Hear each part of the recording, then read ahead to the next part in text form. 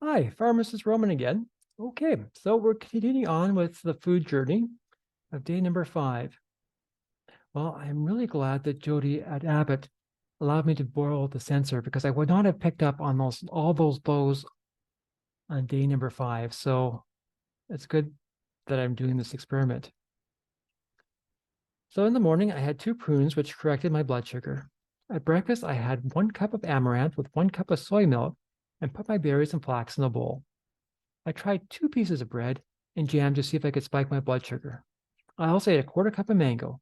My supplements were the 2 vitamin D and the iodine. And the result, normal blood sugar. For lunch, I had my grain bowl, nuts, and a potato, and an apple. My lunch was slightly higher, but still less than 10. So this food order is just not panning out for me. Now, getting a little cocky, and I wanted to see, okay, let's spike the blood sugar. I got a kitty cone for meal gelato. I biked down to it to get the gelato, and then I biked back. So it's about 9 kilometers. However, my blood sugar did not spike. Now, I had 2 loaves before supper, though.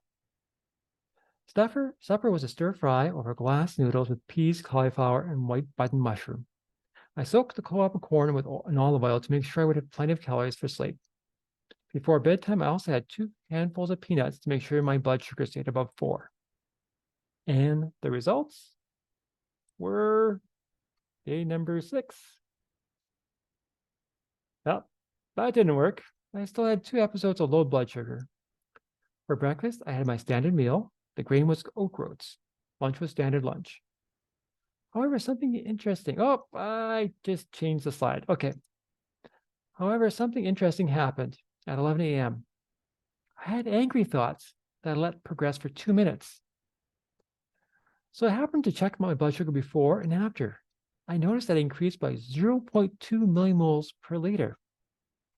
Even though I was not fighting or running from a saber-toothed tiger, my brain believed that I was under threat and increased my blood sugar to deal with it.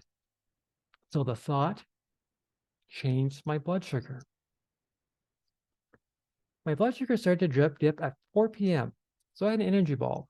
Basically, it's a peanut butter ball with coconut flakes, date, and hemp seeds. It's delicious and rose my blood sugar. I had a half a dealcoholized wine cooler for an appetizer, the non-alcoholic version of happy hour.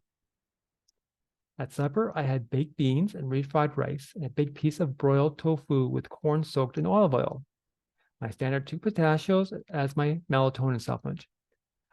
I was getting nervous with all my nighttime lows, so I added half an avocado for the fat. And I still had 2 lows that night. I found it interesting when I had a reading of 3.7. I ate a handful of nuts. 2 seconds later, my reading was 4.6. There's no way I could digest the food that quickly. This was my nervous system increasing my blood sugar.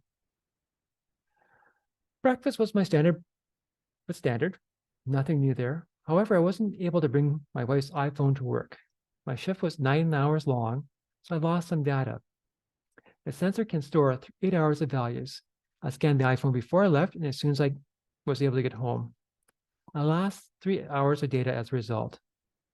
I repeated the same lunch the next day to make sure that my blood sugar did not spike. At work, I had my typical lunch. I know my food patterns are very boring, but it allows me to compare different factors between days. This is a little bit of the scientist in me. Oh, I just flipped the screen again. Okay, where am I up? So no, yeah, okay. All right, so I'm back to where I am. Supper was refried beans, tofu, squash. I added 2 tablespoons of olive oil for extra calories to prevent eating lows. A friend of mine grew some Asian pears, and they were very tasty. Great dessert. And the result, no lows. The empty calories of olive oil work to prevent the hypoglycemia. 2 tablespoons of olive oil equate to about 238 calories, while a half an avocado is 120 calories, but no lows. My breakfast was standard. Oh, and guess what? That's another 5 minutes gone. Okay, so I'll stop there. Thanks for watching. Bye for now.